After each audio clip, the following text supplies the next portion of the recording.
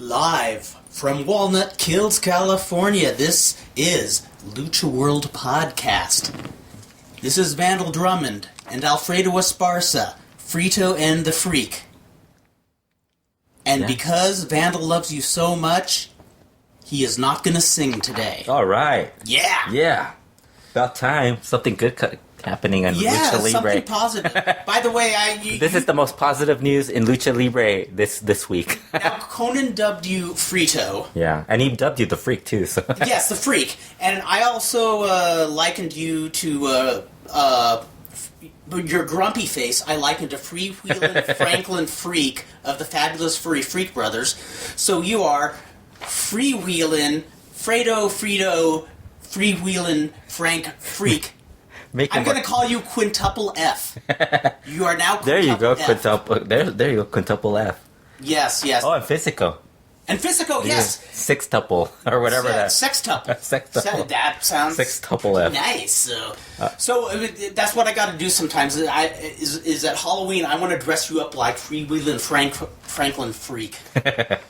And that's no derogatory statement. When was the last podcast we did? It was a long time ago. It was right after El Hijo del... Oh, that's right. It was the week after, right? Yeah, right after Paraguayo passed away. So it's been a month? This is pretty good. Once a month. Yeah, we're kind of getting the rhythm. I think the Slam and Stamp podcast, we kept doing like every 2 weeks. We got to like 80 within 3 years. Yeah, we really maxed on that. Yeah. I think that's when we were like burned out on all the podcasting. I think so. Yeah. Well, I want to open...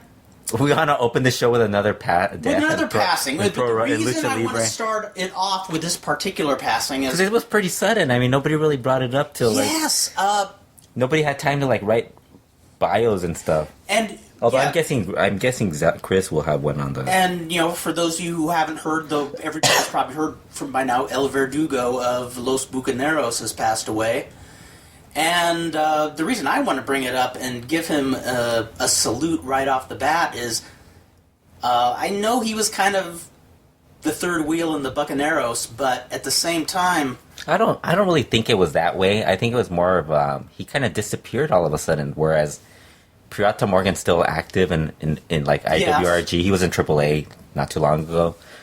Well, not too long ago, 2000. It's so weird how time flies, man. It's like, I was just thinking about like something from 2011, and like, the Skype. I was thinking about that. Last time I used Skype, I think that might have been like... when MPW started in Simi Valley, that was almost like 4 or 5 years ago. So, damn. So that you think about Pirata Morgan, he's still active in IWRG. His family's still wrestling. Then Hombre Bala was the monster. Yes. And he's still somewhere in the business, so you kind of still hear about him. And then, whereas Verdugo kind of disappeared, like he's at he changed because he used different gimmicks. Yeah, but he wasn't really as known. He wasn't in AAA. He wasn't, and I don't mean to sound derogatory when I say a third wheel, but he was part of one of the best trios. I'm sending this to all the Pirata Morgan family. Morgan's family, I'll get my ass kicked. Pirata Morgan will be here May 17th. I hope you guys will be at that show where Kurt Brown will be. Fredo will be there. I'll be in the parking lot. Actually, we don't even know we're going to that show. I hope we are. It's FMLL. Isn't that the one with It's all the legend. Yeah. You're thinking of going to that? I'd love to see. Seriously, I'd love to see. We'll talk about this later, but what's with LA Lucha lately? There's a lot of shows. We'll talk about this later, but I mean... Yeah, exactly. Crazy. There are more LA Lucha shows than there are Huracan. And they're bringing all the guys. They're bringing all the guys in. Yeah. Like, there's so many guys. Like, every time there's a new show coming up, it's like, man, it's a trip. Haven't seen this guy in a while. But getting back to Verdugo, Verdugo. The first thing I thought of when I heard he passed, and when I say I'm shocked at scant information, you are right. He's been out of sight for a while, but at the same time, all I found was a confirmation of his death on Super Luchas, which you found too. Yeah. And Scotty Astro is the one who tipped me off on it. And the first thing I thought of when I heard his passing is, what a great era for trios the 1980s were. And I remember, while I was a huge Negro Casas fan from 1985 on, what inspired me to get friends together and go down to Tijuana and really catch people live was when I saw a tape of Hombre Bala, Pirata Morgan, and Verdugo versus Angel Azteca, Ringo Mendoza, and Atlantis. And that the heels work in that match was just sheer poetry. Yeah. And it just jump-started me into wanting to get full into Lucha again. Yeah, I mean, that was a really good trio, too. I mean, that was right after Pirata left the Infernales, Yes, right? yes. That was a really good trio. Yeah, and then They had that great feud with the Brazos. Oh, that was awesome. Where they lost, I think they lost their hair right to the Yes, Brazos. they did. Yeah. That went through in '89, I think. Yeah, that they had a. Well, you know, the weird thing, I was looking up his career, and I didn't even realize he was with the Cavernícolas. I didn't He realize was that too. Troglodita. Was that the one with Popitecas? Yeah, and Hawk yeah, Carbonario? yeah. You know what spot I loved that the Bucaneros would do with But you those know, I didn't really bosses? watch a lot of that. Like, I was, you know, you watch too much wrestling, you kind of forget. Well, all that was stuff. when I very first got Galavision too, and so it was hard to get a lot of good Mexico tapes. Yeah. And so I watched it religiously. And you know what spot I loved that the Bucaneros would do with Los Brazos is when the Bucaneros would be, going heel on him in the first fall. Brasso would be lying flat in his face, and all three of them would yank him up by the trunks way up in the air, and slam him down. Yeah. Then they'd do it to Brasso de Oro, and then they'd take Brasso de Plata, couldn't try do to lift him, and just shrug. Yeah. It's like, nah, it's not going to happen. Yeah, that I always dug them as a trio. Yeah, but a lot of it was Pirata Morgan because I was a big Pirata Morgan fan. He's just a genius. Yeah, I mean, but once you get to know the rest of the trio, you're like, oh, they're really a good unit. Usually, there's always one trio where there's always one guy you just can't stand. Well, something you pointed out. Well, nowadays that's more common now in lucha. It is more common. In the past, there was the whole group you always dug. Now it's like, oh man, La Mascara. Why is he in the mix? Why is La Mascara? But you pointed out something really good. or Pest and Nerga. Why is Felino in this? Or Mr. Niebla when you want Barbaro Carbonara and Nero Casas. That's the twosome you want. But you pointed it out very well. I believe it was when when M.A.S.A. Uno or Massacre passed away? That's India Sue's. She's lovely. Yeah, she's part of. That's where I found out more about. Even with the mask. Yeah. How lovely she is. Yeah, Maximo's wife. Yeah. A pretty boy. With a pretty girl. Yeah. And it's pretty good for an exotic. They're gonna have some really adorable children. Can't wait to complain about their kids wrestling. That should be pretty soon. Because these man, that's the one thing I noticed with lucha. These people get married at a very young age. That's true. And have kids at a young age, or they don't get married. They actually have kids at a young age. Whereas, you normal people don't really. You don't have that. You don't have that ratio all the time. You don't have that. That's true. I guess maybe it's a wrestling thing. Mm-hmm. But I think it was you who pointed out when M.A.S.A. Uno passed away how he was kind of an unsung hero because he was right next to Pirata Morgan. Yeah. And it was Massacre was actually the one I think. Before, okay, that's why I'm confused. Because M.A.S.A. Uno, I mean, he had the Sangre Chicana feud. That was awesome. He was really good at before he teamed up with Pirata Morgan and Massacre. And it wasn't that Massacre sucked. It's just how do you stand out? Yeah, when you got two of the best in the 80s, he was basically, he's okay, but not that great. That M.A.S.A. Uno and Sangre Chicana feud is one, if anybody hasn't checked it out, that is a must-see that's feud. Great. Those were the best hair matches I've ever seen. Yeah, and Verdugo, and the other thing, you were talking about how Verdugo, there wasn't really a lot of information on him passing away. And I don't even think anybody mentioned what he died from. I mean, yes, nothing. Yeah, so it's and he died at 57 years old. I mean, and it's weird. You think you would hear about these guys working more, bigger shows. You would think, Verdugo's been on the show. He's been ill for a while. That's all I know. That. Oh, so it's been an ongoing illness. It's been an illness the last couple of months or something. I know it's the natural course, but it just gets so sad as we get older and our heroes. Yeah. Away. Well, I don't mind when they die, but he's still 57 years old. I know. That's not that old. Yeah. I'm 53. Well, the lucha life doesn't really allow for you to. It's a rough life. I was watching Mil Mascaras wrestle in Japan. Recent? Yeah, the recent from December. Oh. Man, that dude looks old. Really? He shouldn't be wrestling. I mean, come on. And it's not like I haven't watched him more recently, but it's Like, it just shocked me how and old he from what looked. I've heard about Mil Mascaras, he probably doesn't realize he looks old. He looks really old. Like, for a guy, like, he doesn't, like, he shouldn't be wrestling. I mean, he should just be doing autograph signings and stuff like that, but it's like... Because in his suit and his mask, he'd still look so cool. Yeah, in a suit. But, I mean, in his outfit, he's like, you old guy body, you know. Should hang it up. Still probably looks better than I do.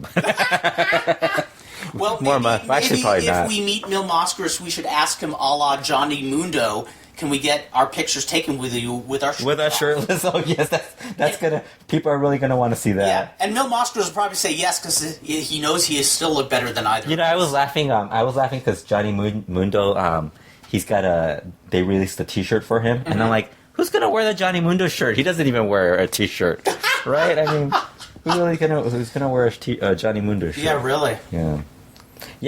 Cassandra also, more bad news. Cassandra suffered a stroke while driving his car recently and crashed, but all I saw is on Facebook he's okay. He's Blue Demon Jr. was visiting him, so... Wow, because a stroke can be anything from totally debilitating to... Yeah. I've heard of people having strokes and not even never, realizing. you know... You think, how bad can it be? Like, sometimes people tell you, oh, isn't that bad? And, like, the guy can't talk and shit like that. Exactly, yeah. I don't know how bad his is. Yeah, I mean, they really vary. I mean, same with heart attacks. I remember my father-in-law had a heart attack, but he didn't know it till a few years later when he had. You could have EKG. you could have many strokes, and they could find out later that you had 27 of them. It's like, it's like, what? The creepy. fuck? But I guess innocence is bliss. If you have a stroke and you don't know it, what's the harm done? But Cassandro seems like he's going to be okay. Yeah, he posted pictures and stuff, so he should be okay. Poor guy, he's been through a lot. Yeah. The other news, this is more from the fall, I guess, what would you call it, fallback from the Paraguayo Jr. Yeah, let's talk about this. The government, I guess some of the senators and I don't know what they were talking about. They decided to have a get together and had El Hijo del Santo show up. Oh gosh. He brought his title with him, guys. So don't worry about him being without. How hilarious is it that I think it was more of a photo op for these people, and they were talking about how they want to have a commission that oversees boxing, lucha libre, and mixed martial arts. Kind of like they used to have. Well, I mean a little more strict, where they want like certain groups handling like the certain stuff, and then like add more rules and everything. All I got from it was like they want to have drug testing, and it was funny. I was reading that they wanted to have drug testing on for drugs, steroids, and for drinking. And I'm like, dude, you're basically getting rid of Lucha Libre. I was going to say, you're going to have two people. The only two wrestlers you'll have is CM Punk and Bob Backlund. Nobody else is I mean, who else in Lucha? I mean, that basically eliminates Mr. Niebla and the entire CMLL. I want to start a commission where you have to be plowed. Yeah, I mean... You have to take a drink every time you do a tope. Yeah, it's like, fuck. So, now... Ernesto Ocampo from Super Luchas wrote a really good article about why it wouldn't work, and then what he thought would work best, which was basically he thought there should be an improved Lucha Libre commission, because really it's pretty screwed up. It's crooked, It's, right. A lot of the stuff that they do doesn't really reflect them doing it for the best. What's best best for the wrestlers? It's more of a you've heard stories about guys going to Tijuana to take their medical exams. I mean, we've had Superboy talk about that on the podcast, where it's like basically just you coughing and them saying, "Okay, you're good." Well, here, I told you about my commission. That was in California. Yeah, it was in California. Yeah. But even when it was under jurisdiction here in California, wrestling, the process was a joke. I mean, I love Dr. Jerry Graham, but he had a wrestler's license at age 50 when he was over 300 pounds. Yeah. Dr. Bernhard Schwartz gave me my physical, and all he did was take my blood pressure, and he didn't even read it. He didn't grab your nuts to ask you to cough? No, but I was a little shocked the next year when I went to a different doctor. He told you that? No, he stuck his finger up my ass. I was a little freaked out because I thought that it was a doctor named Livingston. You're like this is a completely different medical exam. Yeah, you're not Dr. Bernhard Schwartz. A movie could be made about that. He should have said, "This is a much more thorough exam." But I sure did feel clean after that. But yeah, I've heard I don't know if the commission has always been that way since the very beginning, but I've heard ever since I've known guys who've been in lucha that it's a lot of payoffs and back padding. They want to have a doctor at every show. For sure, like or a paramedic or something, like have something there to like make sure somebody. But like I think a lot of people are covering up for what was wrong with Paraguayo Jr. Because we've heard a lot of people say that it was more of he had a history of injuries that weren't really like checked up on and stuff like that. And nobody really says that. Everybody's like, oh, he didn't have any injury. This is just a freak accident that happened. And even if it could have been a freak accident, but who could have done anything about it? Because I still think it was more something like Misawa, where too many bumps, and he probably, because I mean, how weird is it? A lot of guys who have had neck injuries, Hijo del Santo's 1, 2, they've all retired. Or they've been told you don't do it. Well, and Rey Mysterio and the guys one who told Hijo del Santo and the guys who didn't take the doctor's warning, what happened to them? They're in wheelchairs. Rey Mysterio Sr. was in a wheelchair. So it's like there's something to it. Like this just happened to be one of those, where the guy actually passed away. Is Hijo del Santo kind of like Mexico's answer to superstar Billy Graham trying to get on the Hijo del Santo's way of his way of fixing this is since the wrestling he works for the WBC, he's partnered up with them for his back when he was promoting and stuff like that. He thinks that they should handle the whole thing, which would make him like the main guy, and it's like that's him just trying to grandstand. And I was gonna say he seems like the superstar Graham of Mexico, where he's trying to be real pious and just. Yeah, it's like he's man, he's not his father. He's losing it. Yeah, it's a shame. But and nobody pays attention to him, so it's like nobody cares. Like that's the great thing. Like he's talking all this stuff, and you don't hear AAA. Like I think AAA kind of figured out why CMLL doesn't respond to him. It's pointless. So it's like now they don't respond. Well, to him. he's. I think his ego shines through. Where of course, I don't know if I'm just mythologizing, but. His father always put on a very humble persona. Yeah. And it seems like he does just the opposite. Yeah, it's always like him, that every single article he writes about lucha, it's always how it's dying, how TV's killed it, how all this other stuff has killed it, and it's dying and everything, and people are like, dude, why are you constantly knocking all this stuff? Stop writing this stuff. You sound like a sourpuss. Yeah, it's like, and he wasn't it's like. Okay, he wouldn't be writing this if he was active, basically. Exactly. A lot of stuff. That's why I say superstar. Yeah. Now, this is the thing: is one, drug testing. Yeah, right. Two, I think especially without the promotions behind it. You really think they're gonna right? There was a doctor there in Tijuana. There were 2 ambulances, and they weren't being neglectful. The doctor was attending to somebody else. Yes, there was other injuries. And usually I'm the one who will kind of criticize the corporate or the promoter side, but I think what they're trying to do, well, even you're saying they're kind of doing this for publicity. It sounds. Yeah. I mean, come on, they all take pictures with Hijo del Santo. Yeah, that's the whole they're all smiling with Hijo del Santo. Who doesn't want? Hey, look, we're I could do that at Frank & Sons. Did you hear Martha Villalobos is thinking of running for office? No. Yes. I was my God, that's a photo op I want. Well, I told you about we were talking about before we started the podcast. I was telling you about Fabi Apache starting a union for the women and all that stuff. That was what Cubs fan had found. But in the same article, I think he might have not seen it, or he probably didn't really think it was that relevant. So it was from Martha Villalobos. But I was noticing that Martha Villalobos was running for office. I'm like, that would actually be kind of weird. I don't know. I would. It'd be entertaining, but I mean, if I had money, I would go for the inauguration if she won.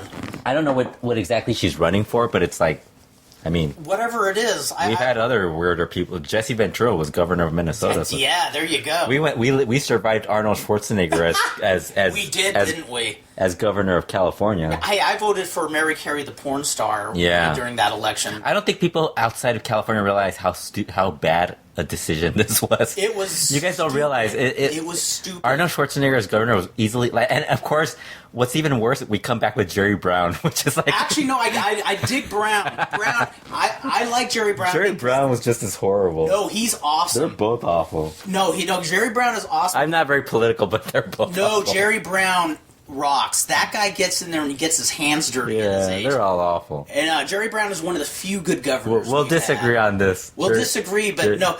The reason I love Jerry Brown is because he is willing to piss off. Let's just say California has like the worst governor's choice of governor. We do have bad governors. Yeah. No, the Schwarzenegger. Bring back Ronald Reagan. Oh God, please. No, I don't even. All I remember is when we moved here to LA to California. Mm-hmm. I remember people would ask us, "Who's the governor of California?" I was like, "I don't know." Like, we never knew. We never knew. I don't even know who's like. If you would have told me like who was after was there was Pete Wilson. Jerry Brown was after Schwarzenegger, right? Yes, but there was nobody in between. He was governor.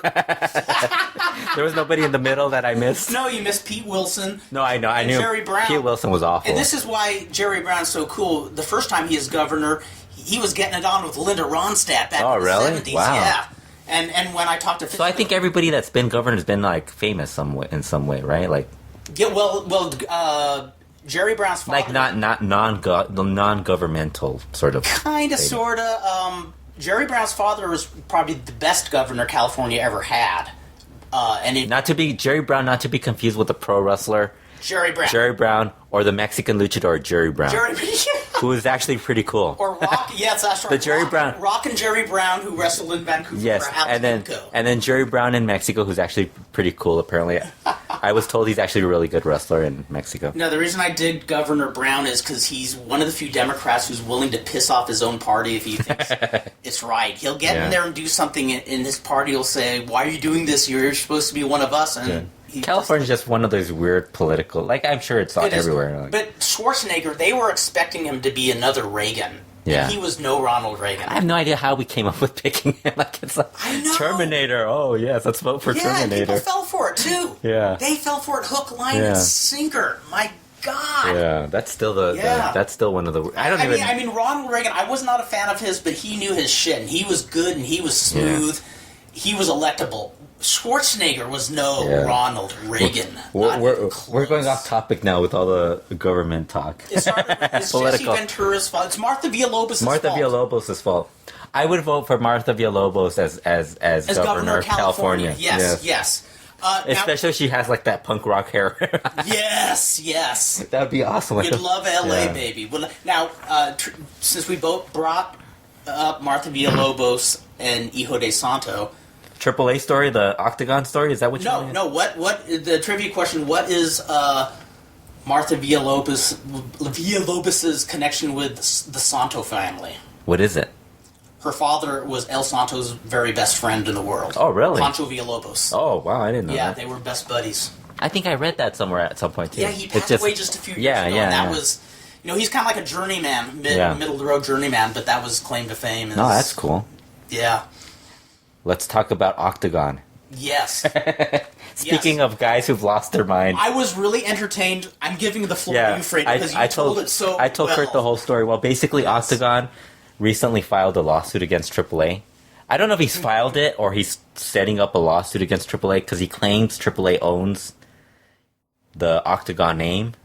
And I'm not sure. I have no idea if they're actually doing anything to stop him from using the name. But there must have been threats, at least. I have no idea, because, he's still using the name. It's AAA. I don't see, the only time I've seen them, stop guys from using the name was with the guys who went to CMLL.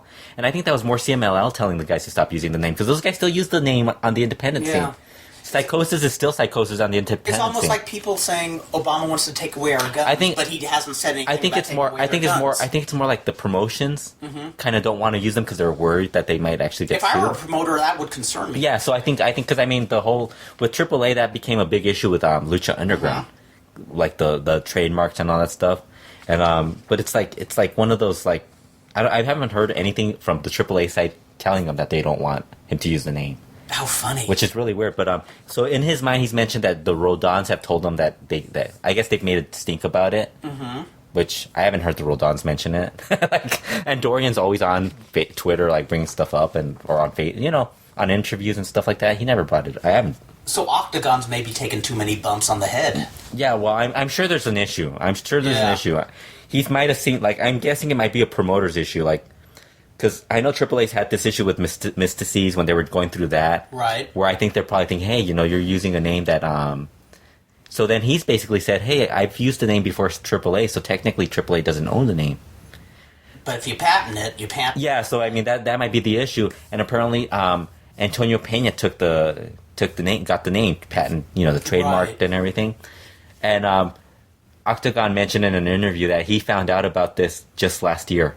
that Antonio That's Pena. The part I so love. Now he is upset at Antonio Pena, who's passed away what, 7, 8 years ago, and he's upset at him, and so now he actually regrets leaving CMLL.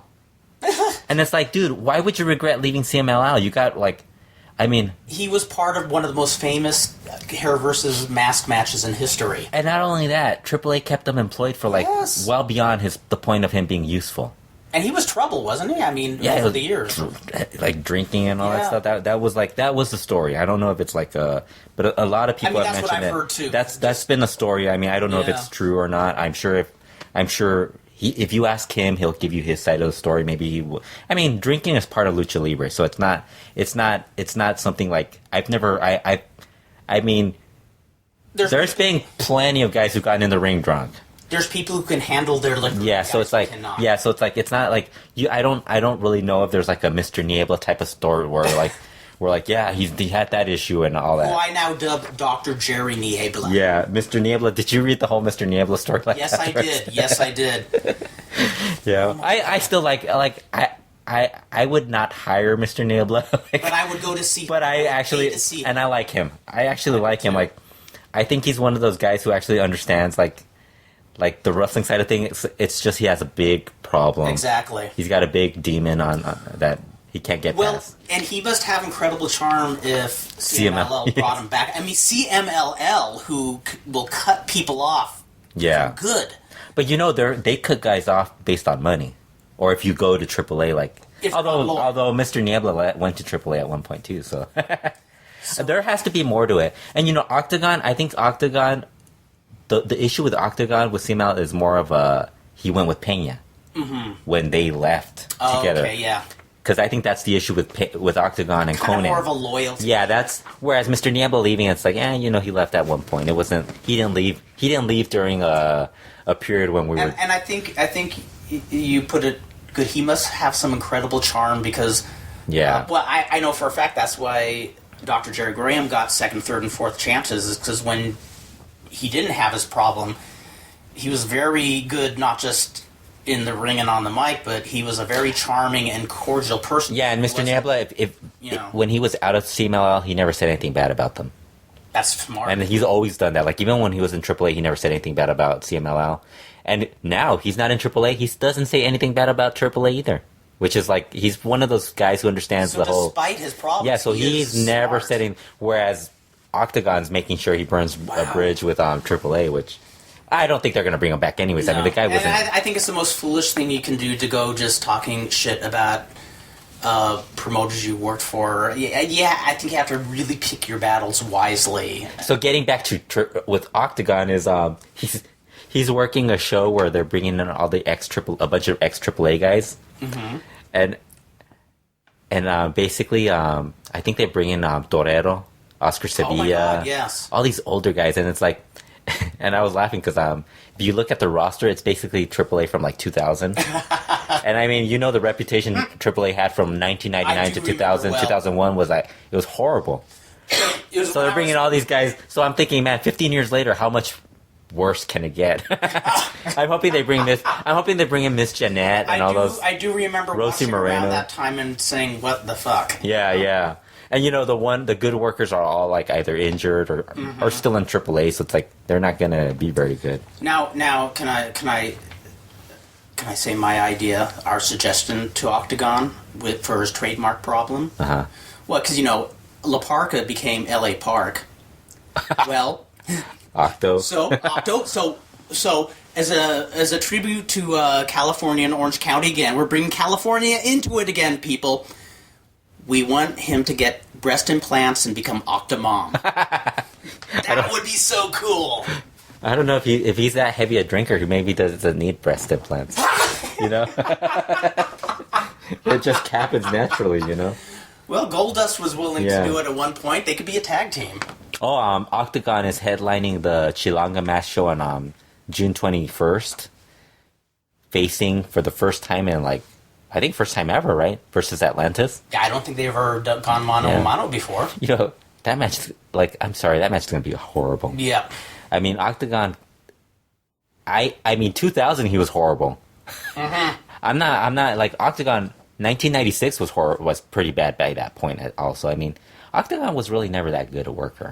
I was never a big fan of his. Yeah. And I have to say I'm guilty of, I never really paid attention to when he was on top. Was it more the people who were putting him over? I always thought Fuerza was the one that was, like, carrying him, because all he did was tie him up to the top rope, and that was basically it. I love that spot. Yeah, my dad hated that spot. So. It drove him out of being a wrestling fan for so many years. That's funny.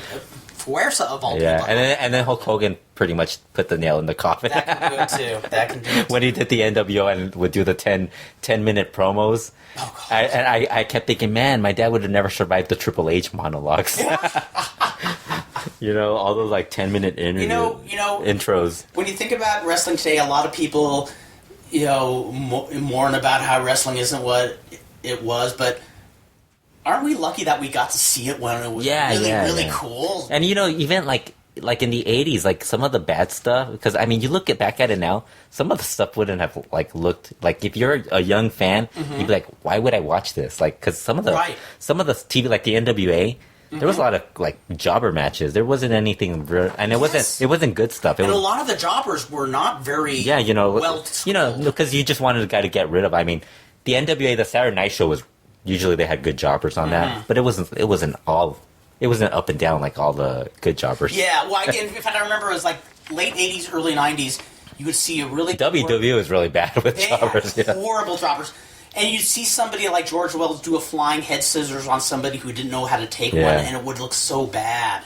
You could tell, like, when you knew the jobber by name, you knew he was good. Like, Ricky Taki, okay, he's good. Yes. Mike Jackson, he was good. But, like, when you'd see, like, this one random dude, it's like, oh, my God, this guy sucks. The one jobber I never got to see that I always wanted to see in the 1970s, people always talked about a jobber named Pinky Larson, who they say looked like somebody who, like, woke up in an alley and as unathletic as a lot of WWF 70s jobbers were, they say he took the cake.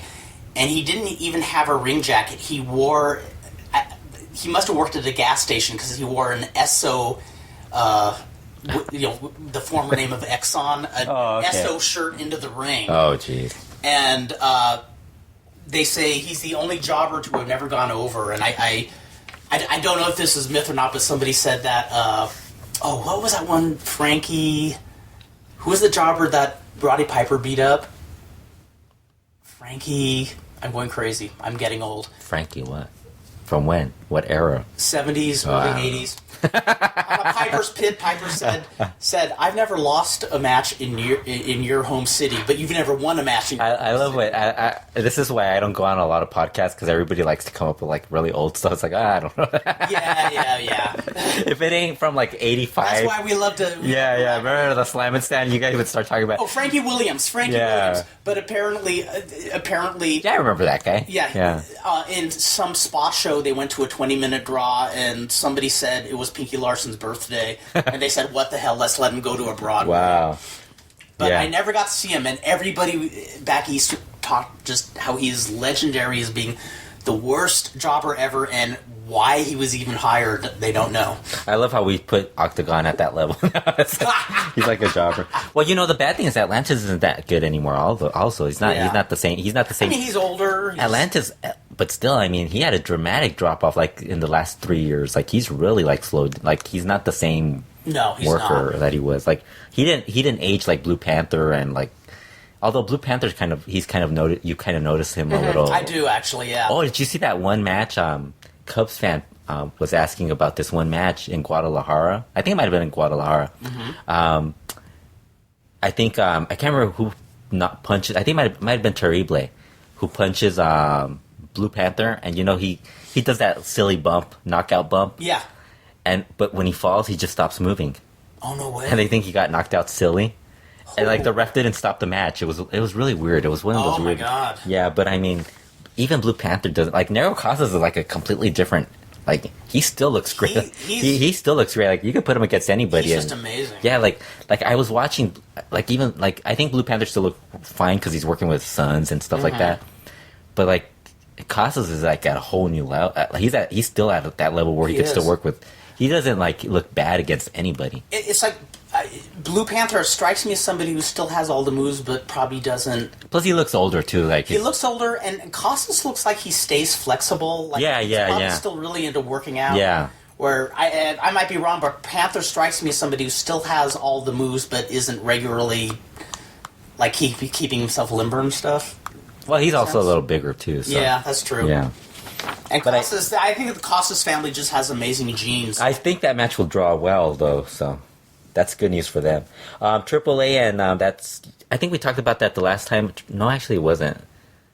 Oh, we did, because that happened before Paraguay Jr. passed away. AAA and the Cerveza Victoria are running that World Cup, that Lucha Libre World Cup. I don't remember this. Yeah, we were talking about that. I must have blacked out. Yeah, you blacked out a lot. Yeah. I got to start drinking. They're doing that trios tournament. Yeah, it was before that, because we talked about the AAA representative team was going to be Rey Mysterio, Mystices, and Alberto. Mm-hmm. They announced more teams.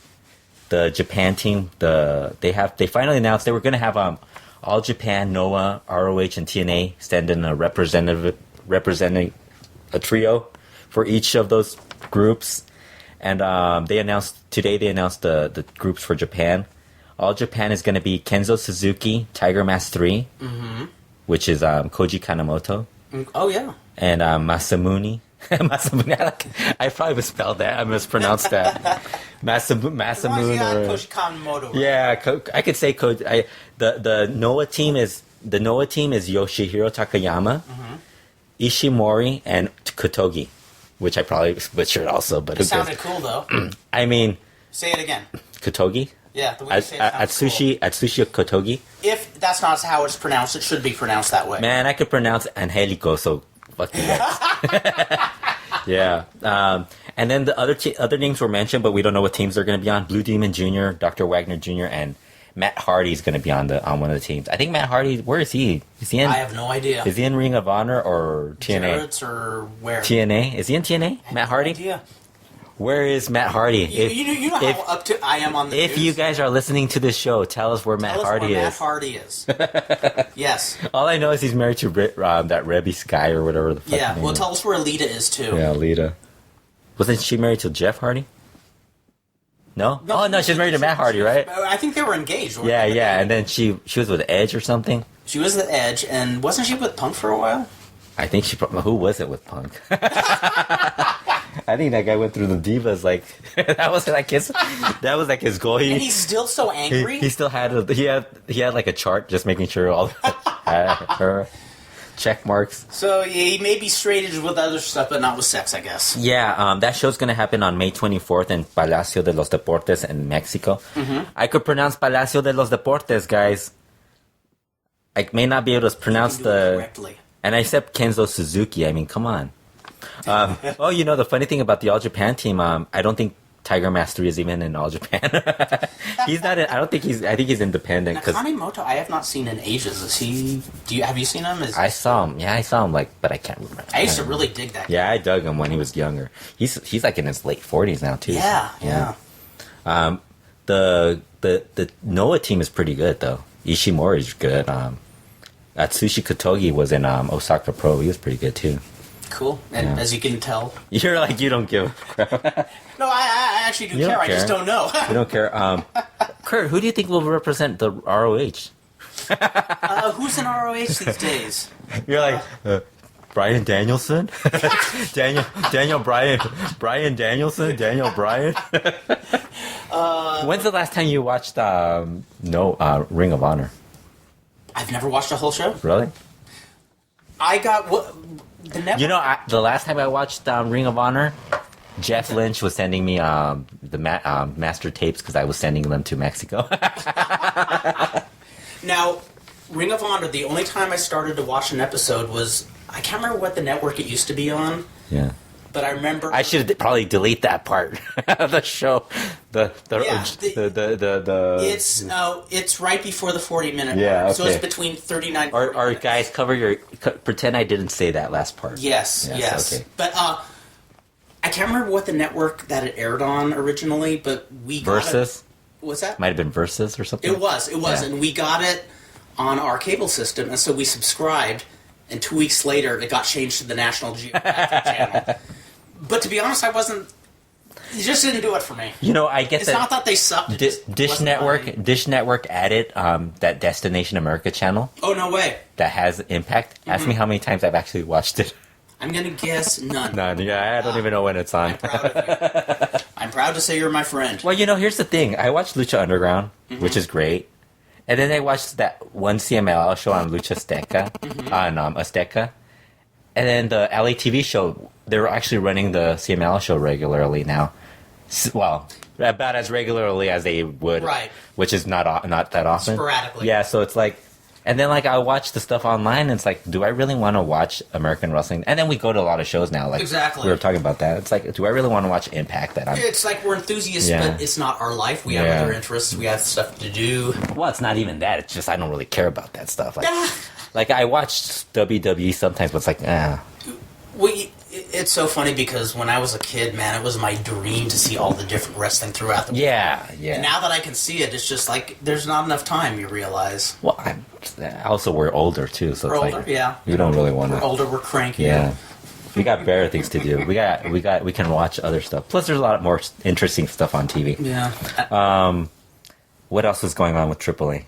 Actually, they've actually kind of not done a lot lately. Like, their next show is next week, I think. So they really haven't done a lot.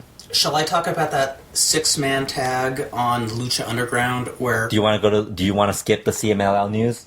Because I have a lot of CMLL news. Let's do CML first. And I want to mention, if you're Mexican, Narumiya is single and she likes Mexicans. Oh. So she's a Japanese female wrestler for the Okay. that Wednesday CML Informa show. Mm-hmm. They're now having as a guest one of the Edecanes, the ring girls, on every show. The first one was Erica. Okay. Then the second show was Gabby Bao, the redhead. I like the name. The Gabby Bao. Yeah, that's and the cute. third one was Soymara. Mm-hmm. That's one of those names I can't pronounce, even though I'm Mexican. And it's so funny because every time the girl shows up, she tells you who's going to be on the next show. You know what this means, right? The CMLL ring girls are more organized than CMLL itself. I mean, that is really impressive. I mean, that is impressive. I mean, and they're better.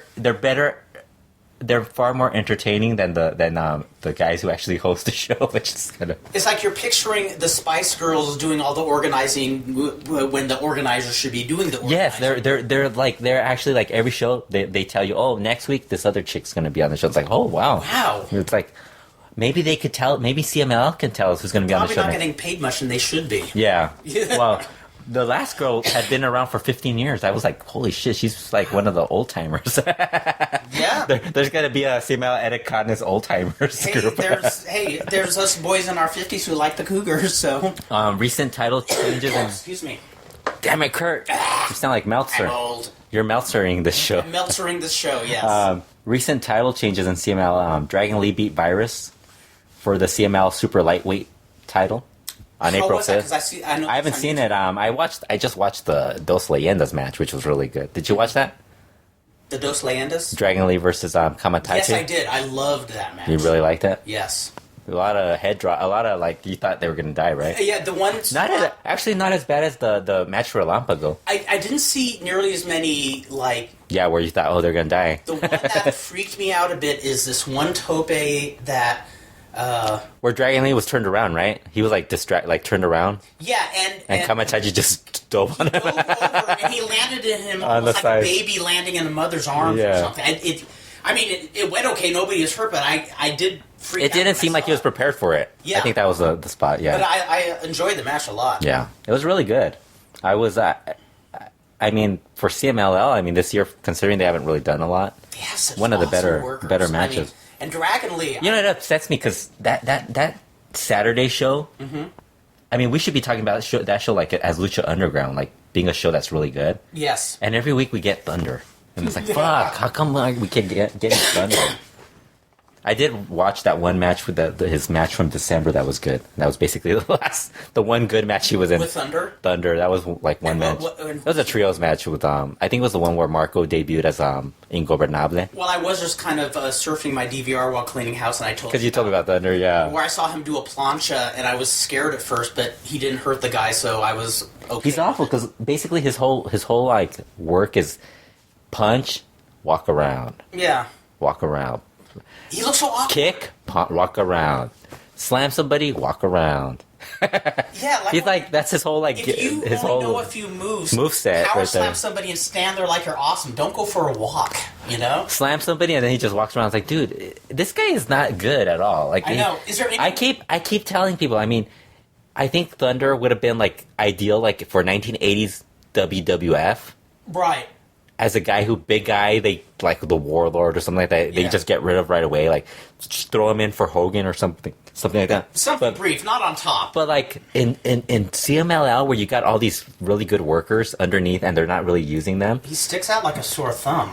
I mean, at least Marco Corleone at least can work lucha. Like yeah. And you know he's not the greatest worker in the world, but I mean he's really good with Casas and Felino, and then like he at least has his dive, and he doesn't just stand there like, oh, I'm gonna walk around. He actually does his pose and all this stuff. And if you're a casual fan who doesn't know lucha, you're gonna probably dig Marco. Thunder's awful, man. Yeah, but Thunder is like, times I've seen Thunder, it looks like guys are willing to do spots with him that. With a lot of bodybuilders, so he must not be hurting anybody. You know, I hate that. They wasted like Mascara Dorada and Valiente. Mm-hmm. In those matches, it's like, dude, why are you guys having these guys go in there? Just have them work with Porky and all those crappy guys. I mean, I just can't. It's like I said,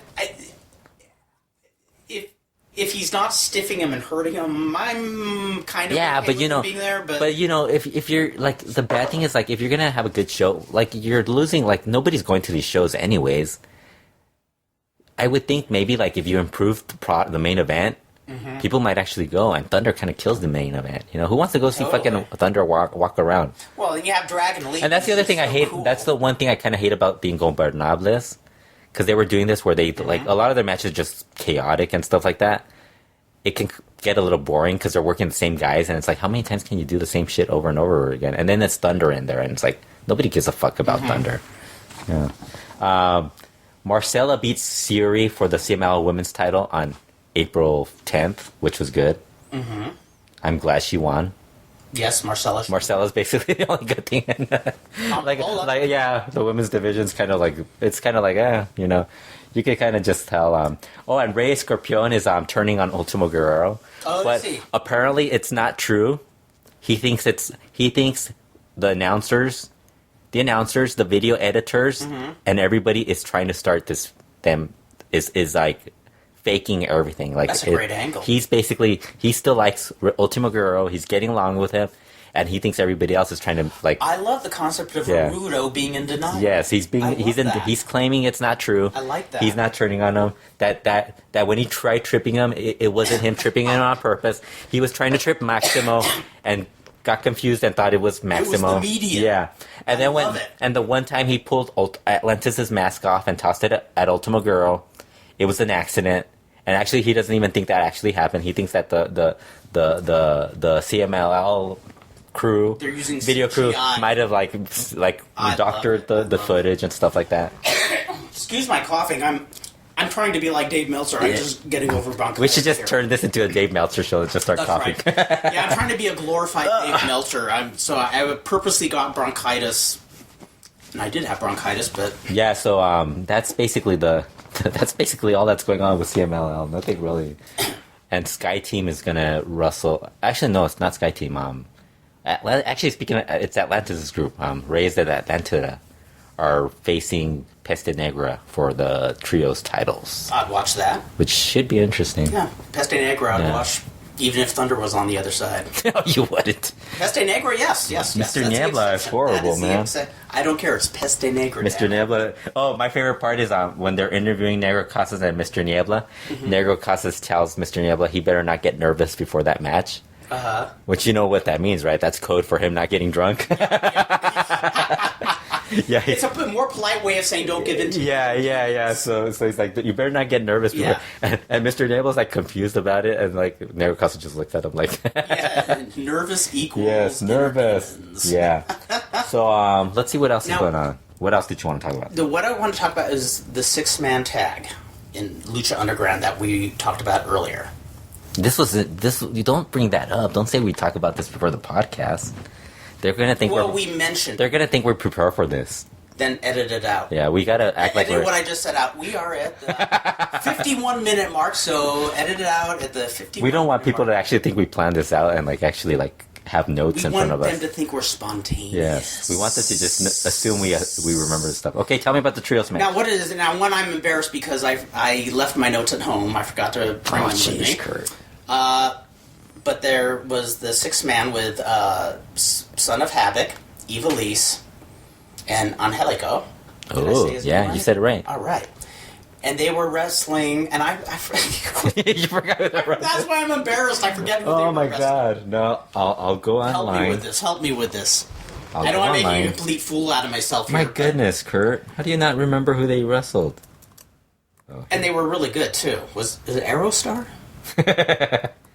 Or was it? I love how you don't remember this. Oh, Popitecus. No, wait. Popitecus. Was it the Carvanicolas? Kurt, I was just like saying that we didn't want people to. Frankie D. We were just saying that we don't want people to assume we were prepared for this, and you and come boy, out with did I you really reveal that? You really screwed it up. I reveal my Morano. That's wonderful. Now we're gonna like stall for like. Because you're so behind on Lucha Underground. I am. Like you told me Kurt tells me Kurt asked me to give him some matches and shows to watch, and I told him to just watch. You know what? The one I watched. I told him just watch all of Lucha Underground that you haven't watched, and like I watched the most recent. He gets here for the podcast, and I go, how many of these Lucha? I'm all excited. I'm like, how many Lucha Underground shows have you watched recently?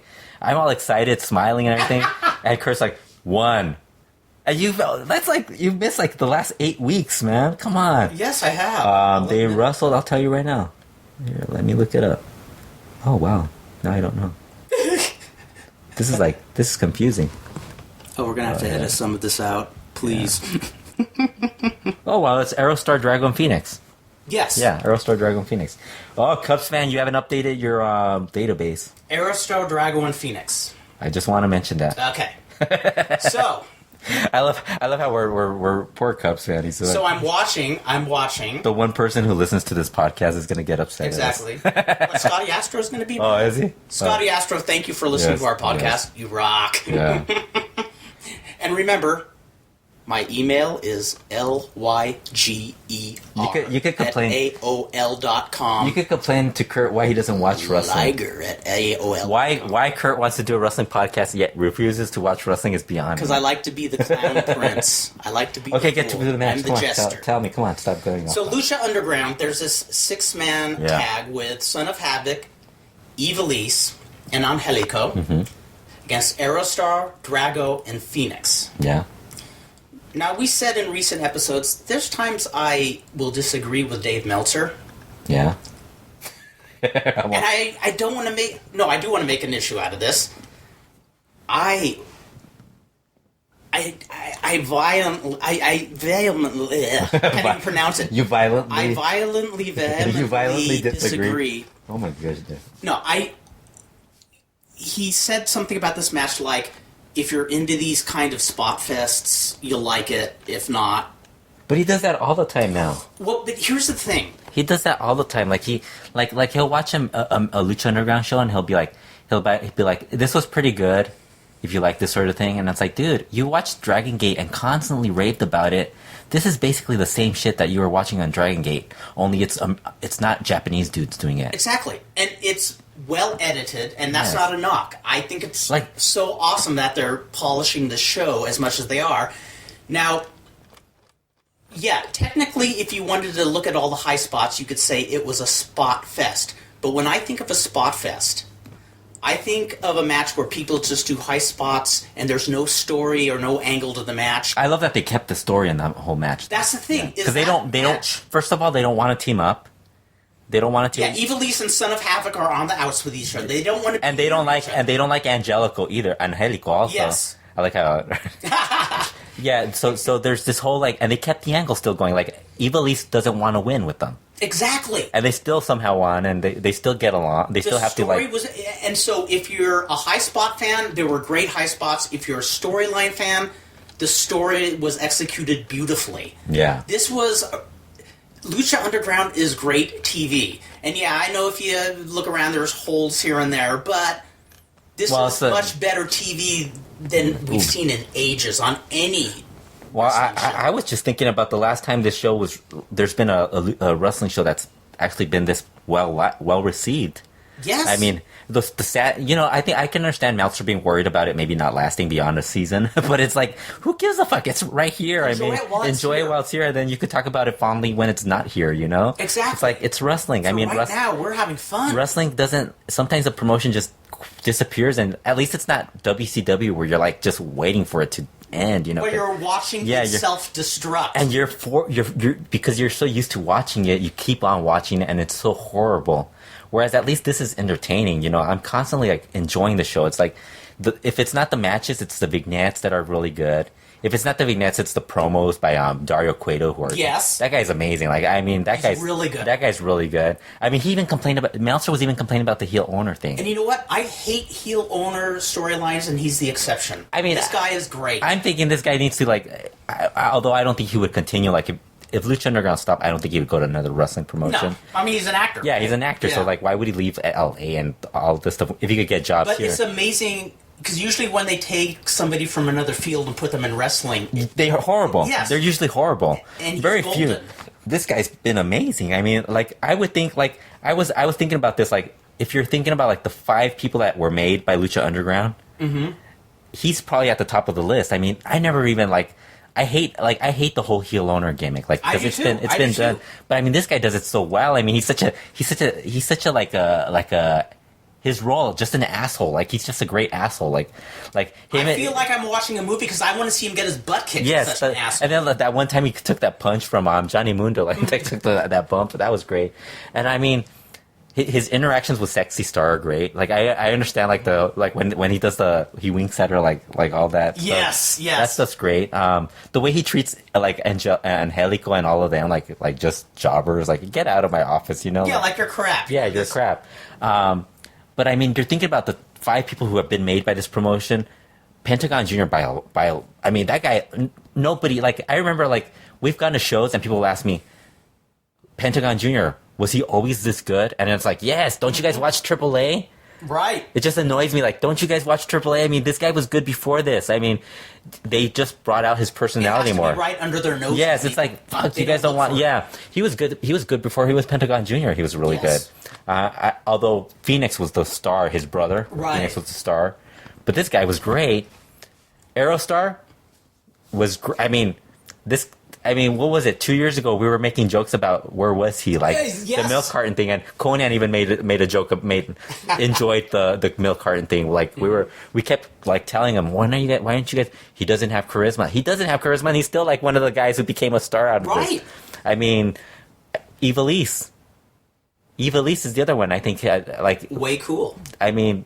Yeah, if you watch women's wrestling, you'd know how great she is. But I mean, I don't watch women's wrestling, so I'm not really into the whole. But I mean, she's so great. I mean, bring her in. I watch women's wrestling if it's in AAA or CMLL. Right. I'm not going out of my way to watch. If it's on the menu of what you're already watching. I don't watch the women's div promotions. I mean, I just don't have time. I don't have time to watch all that stuff. I don't watch indie wrestling. Period. I don't have time for that. An envy on you. Oh, what is she gonna do? He'll put me in a headlock or something. That wouldn't be bad. Yeah. I'm going to complain about that. Yeah. You're going to tell Ivelisse I don't watch women's wrestling. She's going to kick me. Oh, jeez. And She's you'll gonna, be knocked out with a smile on your face. Yes, it's gonna be the worst day of my life. And the episode I didn't show you were telling me about the master and the student. What was that? Just kidding. What are you talking about?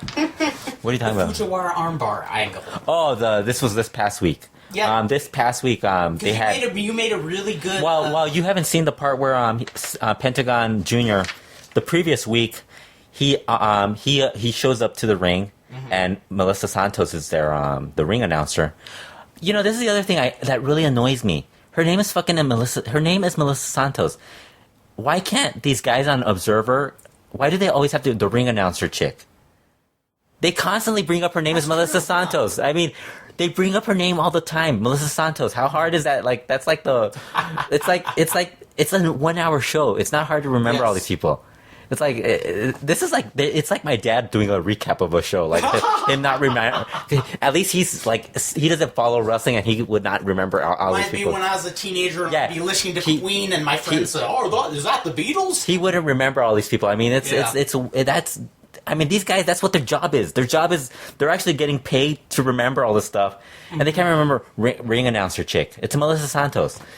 And this is Lucha Underground, which is something that I think, whether it is only around for a season or around... They constantly bring up her name. Yes. That's the weird thing. They put her name on the... It's not like...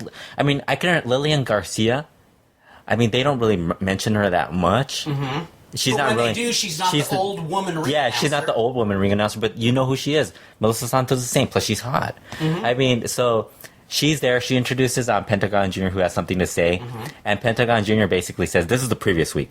Basically says that he's gonna dedicate his next victim to his master, and his next victim ends up being Melissa Santos. So he attacks her. So everybody, you know, some people got offended by it. I mean, dude, it's wrestling. It's not like, it's not real. It's like a movie. It's movies. They do this in movies all the time. This is a show where a mini beats a big size man. Yes, I mean, it's like this is fiction. Yes, it's fiction. So, but the way it's done is she actually tries to escape and everything. Vampiro gets up and he's very upset about it. He's gonna do something about it. But before he gets up there, Sexy Star shows up and saves her. So then Pentagon Jr. So this week it was Pentagon Jr. versus Sexy Star, and Pentagon Jr. hits all his big moves. Sexy Star kicks out of everything, and then she gets the pin. So then everybody got upset about it because she beat Pentagon Jr. But because Pentagon Jr. is like the guy who everybody. But I mean, he's still getting the reaction. The fans still call him culero and all this stuff because he's really popular though. He's popular, but this turned him into a heel. Like they came back to him being a heel. Because the crowd popped for it. Right? Yeah, the crowd popped for it, and then they booed him because they kind of like he was being an asshole. That's what it's supposed to be. That's what worked. It worked. Yes, and people are complaining like it's like I don't know what it is. I mean, first of all, I can understand people complaining because I mean, Sexy Star. But I mean, that's somebody that they kind of viewed as a star for them. When the press release came out, she was one of the people they were like marketing as a star, which we still don't know what's. Yeah, see, no, she would. I wouldn't have had her. Star, that wouldn't be my pick, but Evilise, to me, Evilise has come off as a bigger star than her. It speaks volumes to Pentagon Jr. putting her over and making it work and getting the audience to pop. And it worked because even though he lost. You still have this feeling that he's gonna actually come back and kill her. Exactly. And guys, he didn't really lose. It's a work. Yeah. Do you know that? Yeah. It's fiction. Yeah. So then, right after that, actually, there was a match before that was really good. With Tejano, they had Daivari involved. Remember that guy Daivari from yes. WWE? He was involved.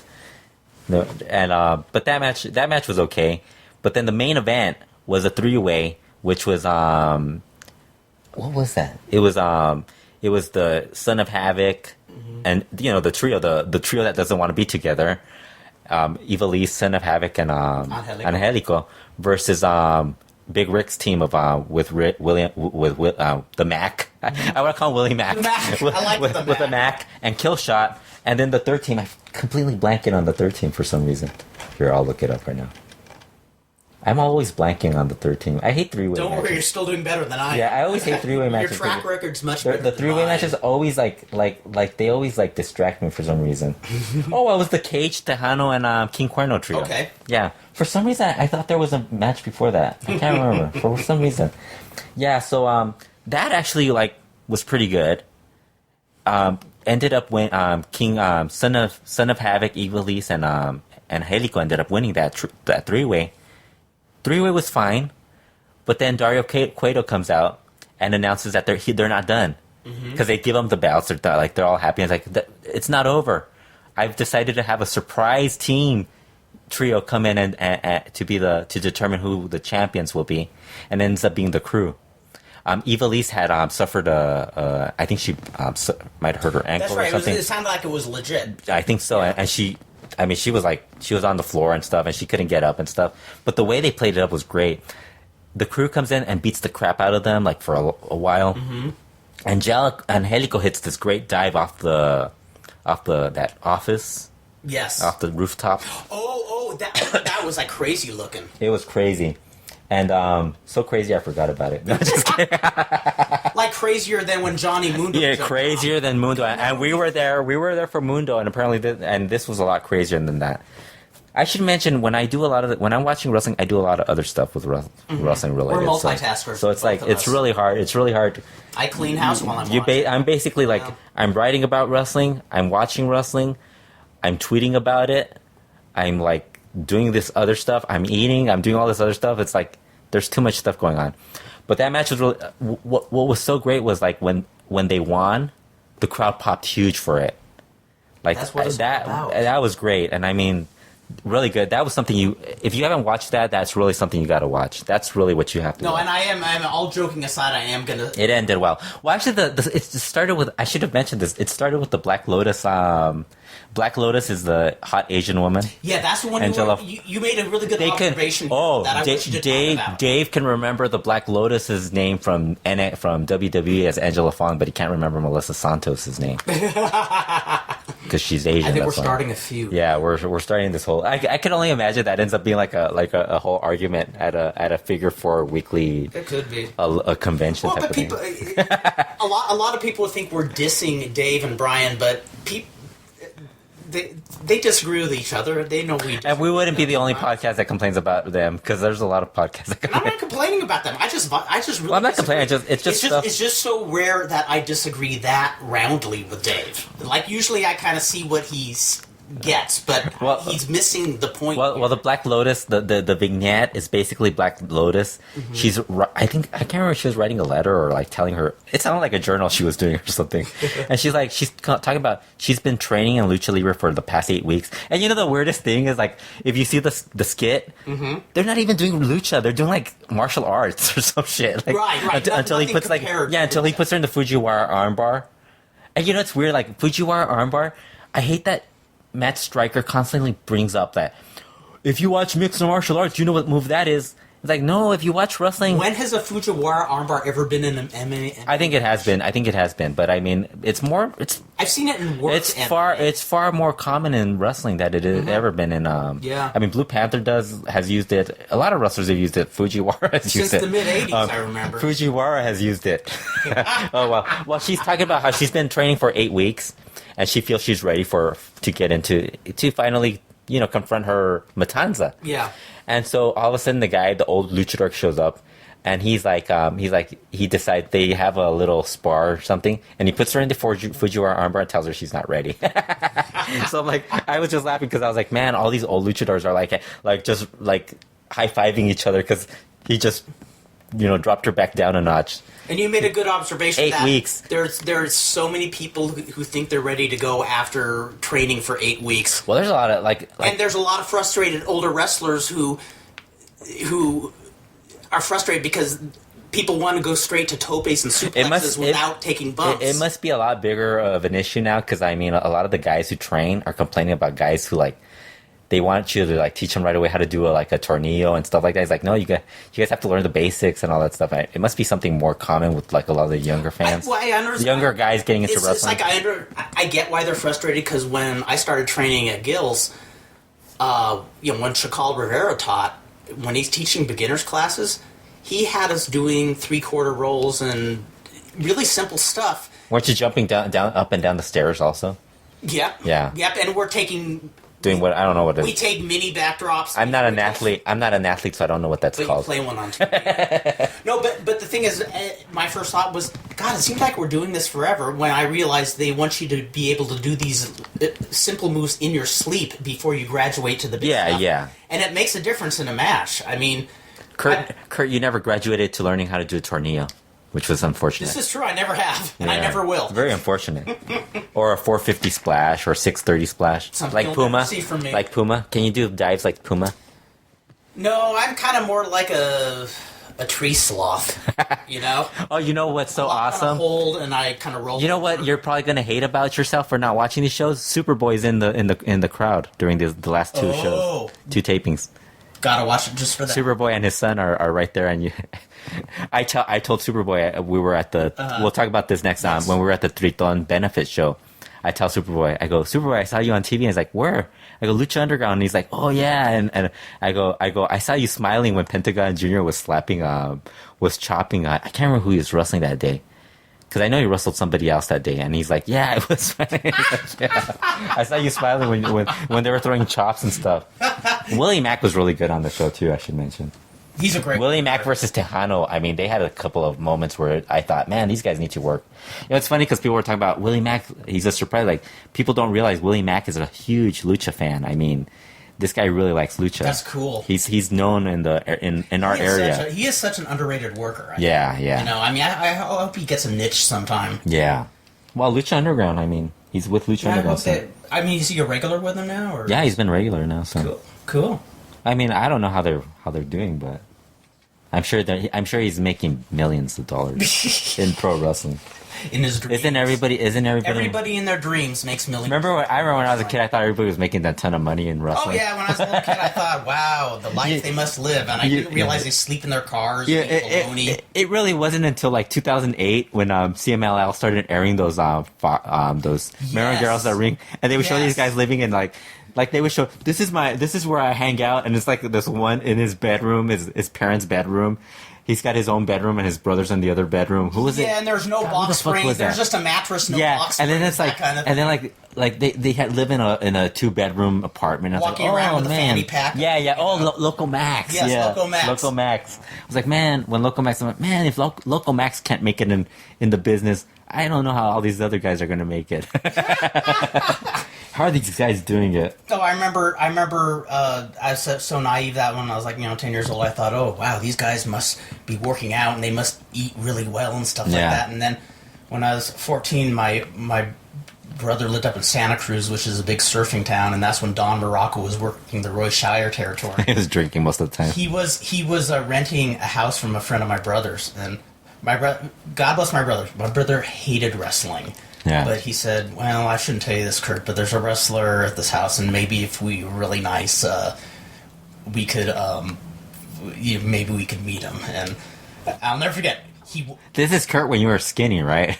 Skinny Kurt. Skinny Kurt and like 14-year-old. Yeah. Wearing plaid checkered pants and a white T-shirt. Yeah. And, you guys won't get this if you're not friends with Kurt on Facebook. Exactly. Vandal Drummond.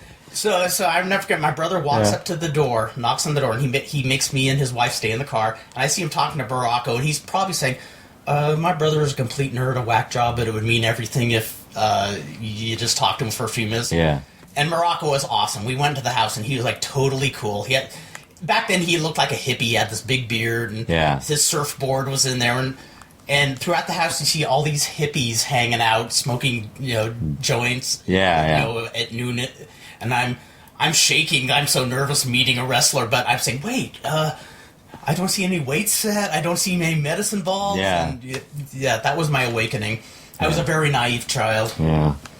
I don't know. For some reason, I always thought they were like better off and stuff like when I was younger. But then like afterwards, like you start hearing these stories of these guys. And the ones who were better off were the paupers, the people like Angelo Poffo who saved every penny. Yeah. You hear stories about how these guys never spent, like you hear Owen Hart never spent any money, and Mick Foley and all these guys, like holy crap, they're not really like. You have to have a very very good, not just a good business mind, but you have to be very disciplined with your money if you want to make money in the biz. I'm glad I never got into wrestling. I'm glad I did the way I did. glad I never tried to make it a career. Although reading Ron Wright's story, like him being like having another like a real job. It sounded like he had a good time. Yeah, like he just did it as a hobby. And he must have been like the most successful weekend warrior ever. Like, I think you're right. Yeah, because I mean, in Tennessee, I heard of several people like that in the Tennessee territory where they had full-time jobs. And I dug him. I liked him. I liked him when he would cut promos and stuff like that. Well, he was a good promo. Yeah, that's another one where it's frustrating that a lot of the Glory Day stuff isn't on tape. Yeah. Because I heard that story about him them betting a horse and him losing the horse. Remember? I didn't hear about that. Well, that's in the obituary for the Observer. I heard about him getting his plane blown up. Yeah. That was great stuff. Yeah. You don't hear all these great stories now. That's right. Now everybody like is serious about wrestling. Oh, we should talk about LA. We were talking about this at the start of the show. How LA's been having a lot of good lucha shows lately. We were saying there are more LA lucha shows than there are Huracan Ramirez's. Well, there's a lot of guys who are coming into the U.S. now more often too. Because I mean the economy is bad in and Mexico. For you and me, it's great. Because we have opportunity to see. Well, I mean, we went to that show with Volador and Sombra where. I mean, UIPW is constantly bringing guys in. Next week in LA, Los Traumas are returning. And we're going to check it out. Yeah, we're going to check it out and try to get an interview with them. Hopefully we'll do that. Hopefully we'll get them on the show. I feel like a kid. I am hoping I can achieve being part of the Noti Trauma show. That's on my book. Let's go for it. It's on my bucket list right now. I want to be on that show. I want to know who that lady is that can't pronounce Denver and calls it Gerber. I want them to answer that question for me, so I'm hoping we can actually finally get that answer. I want to be able to call that trauma. Or maybe she's saying it right, and maybe Bob Gerber was the guy who played Gilligan. You know the cool thing about the Traumas is like all these years we've kind of. Well, I don't know if you watched a lot of Traumas matches. You showed me some videos. Yeah, but I mean, really great workers, but then you never really got their personality, and now 10, 15 years later, you're getting their personality, and they're really like cool dudes. Like they're really like the type of guys you really want to like get to know and stuff like that. A lot of luchadors are like that. Yeah, totally. Yeah, like Rush and all those guys. We got to interview Rush at some point. Too. We do. Oh my God, have him like talk shit about everybody. Like I'm gonna give him a list of everybody I want him to talk shit about. Oh, and then FMLL's on. That's what I was gonna look for. FMLL is running a Legends show on. Actually, this weekend is we were talking about that. There's Indio Mendoza's running a show for benefit for Ringo Mendoza. Yeah. Where the hell is it? Oh, I don't have it on here. I have the FML. Is it running away? It's right here. Hold on. Don't make me sing. Here it is. They're bringing in. It's like a memorial show for Rocky Roman. Oh yes, this is a show I want to check out. Yeah, they're bringing in Negro Navarro, Mano Negra, Matemático, Pirata Morgan, Baby Richard. You're gonna laugh, but I'm excited about wanting to see Baby Richard and Matematico. Brazo de Oro, L.A. Park, Octagoncito, Angel Blanco Jr. Jalisco's gonna be there, which means Jalisco's family might be there. Damien. One of the best looking families in the world. Yes, Damien 666. Euphoria. Cien Caras Jr., which I'm sure if Superboy's at that show is gonna remind me about what I told them. Superboy was gonna run a show and he was bringing I guess Cien Caras Jr. was the fake dinamitas were gonna be here. Yeah. And he told me they were gonna be on that show, and I said, well, I'll be skipping that show. Just so people know, I'm like this with even my friends. Like, people I like know I'm going to be, like, really... I'll vouch for it. You're a friend. You're very frank. Very frank about that.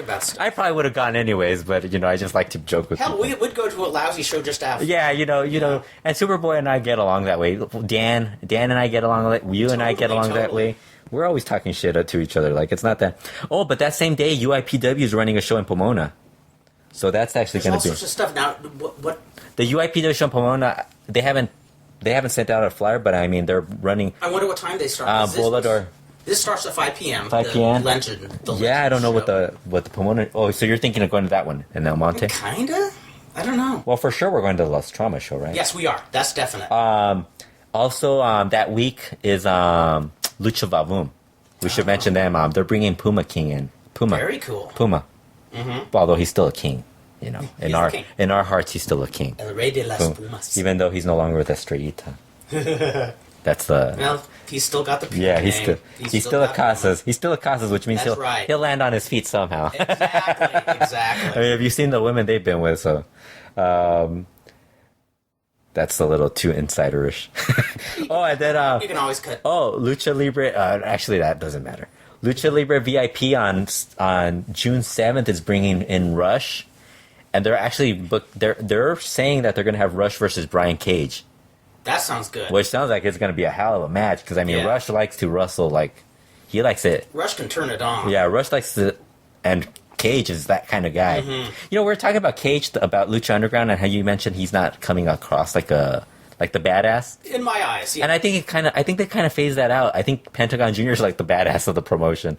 I think so too. I mean, the guy, even though he lost to Sexy Star, you know he's going to break her arm at some point. Exactly. I like how we're discussing.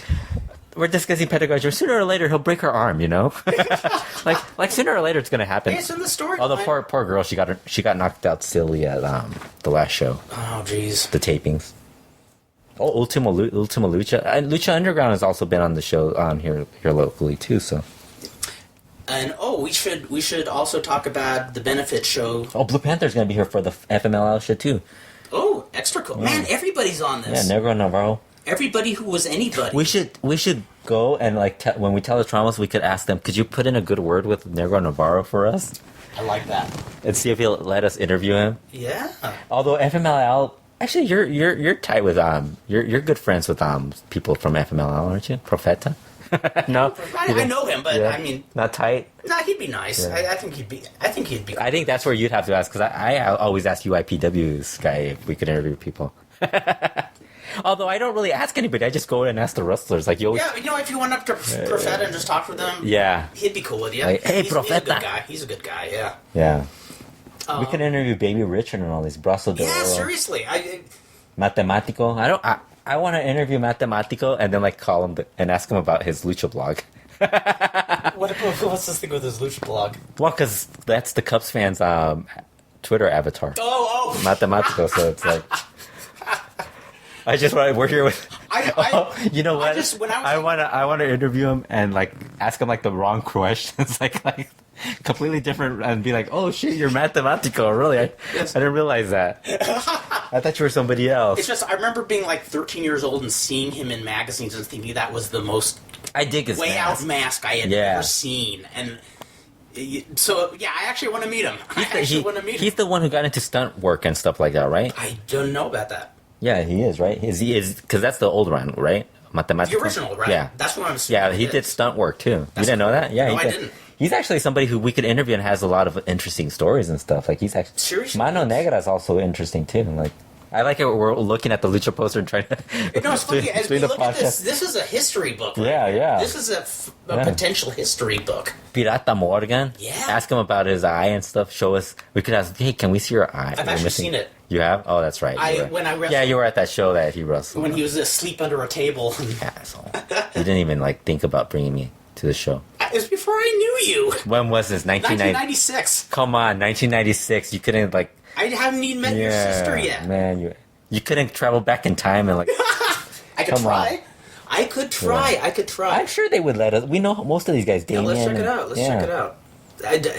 Yeah, I'm actually jazzed about it. Yeah, that's actually. And Pirata Morgan, like I've said 101 times, I don't care if he just stands in the corner and does nothing. That guy's earned it. Although the UIPW show, if they bring in Psychosis, I hope he brings that snake with him. So because the snake's name is Kendra, and we could actually ask him if you could hold the snake for him and stuff like that while I interview him.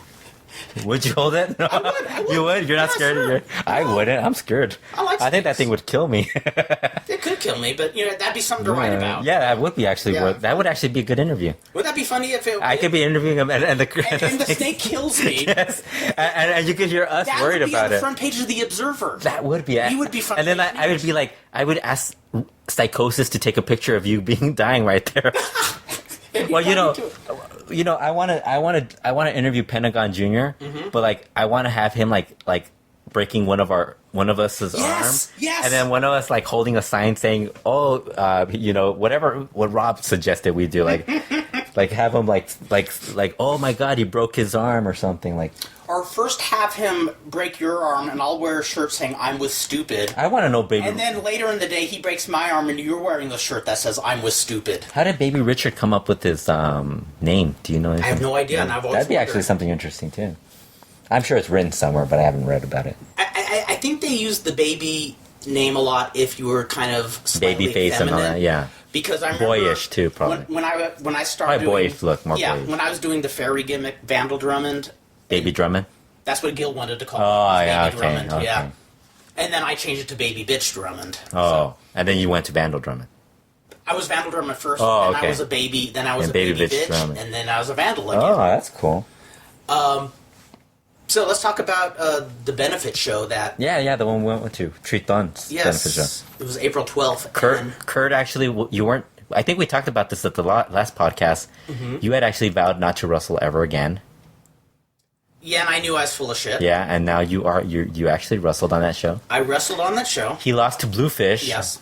Which is like, And I actually made the call. that was really sad. I actually thought you could beat Bluefish. Very disappointed. I could. I was very disappointed. I'm very disappointed, too. I actually had money on that. No, actually, believe it or not, I was the one who made the call to have him go over. You're kayfabe. You're not supposed to mention that. Oh, no, it was a real match. Oh. We really shot. We shot. That Did he break- plancha he did was real, and I didn't know to roll out of the way. He didn't punch your nose like that Stardom show. Yes, that's That girl, right. that girl that got Oh, God. face punched in. Nah, but Okay. I want to talk about A lot this of people show. went to that show too. This show was a resounding success, Yeah. and something I want to talk about. It really, I compare it to when Superboy's father was terminally ill, and they did 2 benefit shows for him at All Nation Center back in '97, and that was the first time I saw a benefit show where all cynicism was gone, and I just. When Superboy's father was sick, El Moro, that place was packed, and the money flowed, the money flowed for a good cause to get him back to Mexico, before he passed away. Why didn't he want to go back? He wanted to die in Mexico? He wanted to die, Oh, okay. because I think his parents were still alive. He wanted to be with Oh, his okay. family. And in this, almost like out of a movie or something, he flew back to Mexico and 2 days later passed away. Oh, geez. But I was just floored by how the whole lucha community in LA got together, and I thought, boy, I'll probably never see anything like this again. And the show we went to with Triton, Triton is a guy who was part of Not to be confused with the guy who in CMLL Triton. Right, this is a guy who This guy's actually been around a lot longer. since the late 1970s. Yeah. He started out without a mask under the name Alfil. Oh, And- really? Yes. I think there's a video. Wasn't there somebody else who used that There name? might be. There's some photos of him Yeah, on Facebook. yeah, that might have been it. And in fact, I remember seeing those photos in Gil's gym all the time when he was a rookie. I didn't see the photos when he was a rookie. I'm trying to remember. Is this the guy who's bald? Yes. Oh, yes, yeah. with a goatee. Oh, wow, that sucks. I know that guy is such a nice guy. He is a wonderful guy. And, Yeah. and Oh man. I gotta tell you... This is something that a lot of people like. Since I sometimes get to hang out backstage or know the guys, I see them without mask. Yes. But we were talking about this one time, but I can't remember who they are when they put on the mask, so I don't even know. Don't be embarrassed, 'cause I do the same yeah. thing. So, but if you show me the guy without the mask, I'll tell you, oh, that's Yeah. what's his name. But then when they put on the mask, like, who the fuck is that guy? And it's like, oh, okay. And that's what I couldn't remember. Man, that he is one of guy's the... always nice to me. He's too. always very nice. He is Yeah. one of the most down-to-earth wrestlers I know. Very mellow, very humble. Always took his wrestling very seriously. I mean, I first saw him when he started doing the Triton gimmick.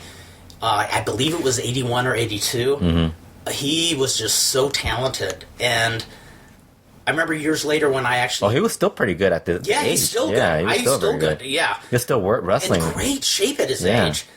And somebody... he's somebody who was always really, really nice to me, even when I was just a new kid on the block. Yeah. Kind of showing up at Gills and stuff. And what happened was a few months ago he was training and just a freak thing, accident, he broke his neck. And, he's in really bad shape right now, but They expect him to walk again. I mean, he's paralyzed right now, but they expect he is. He was at the show too, so. Yeah. In a wheelchair. Tough guy in that wheelchair, and they still got the mask on his face. Jeez. And he stayed there for a while too. Yes, he was like, yes. And I got to tell you, I mean, for the first time I met a number of his family, his daughters, a guy who I think's his son. But it's very sweet. One of the daughters got his image tattooed on her arm. Oh, really? Yeah. The mask? Or yes. Or him? Yes. In fact, she posted something on Facebook saying she didn't tell her dad she was going to do it. So yeah, because I'm pretty sure he wasn't at. Yeah. He might have not been one of the. I don't know. I mean, you never know. But the way with older Mexicans, you never know if they're in favor of tattoos or against tattoos. Right. Yeah. The way she did it, she sounded like he probably would have told her not to do it. But when she did it, I'm sure he loved it. Yeah. And plus, I think a lot of people changed over the years because now it's like it's not that shocking for people. I mean, it's more. Well, tattoos are mainstream. It's more shocking if you don't have tattoos. It is. It's true. I mean, it's more. It's very true. Yeah. And what just uplifted me was just seeing how upbeat his family was and how optimistic they are with the situation, and just how optimistic and positive he is. I mean, I don't know if I would have my head held up that high in that situation. Yeah. And two, just all the local boys again coming together. A lot of the guys, and some of the guys from Tijuana too. Yes.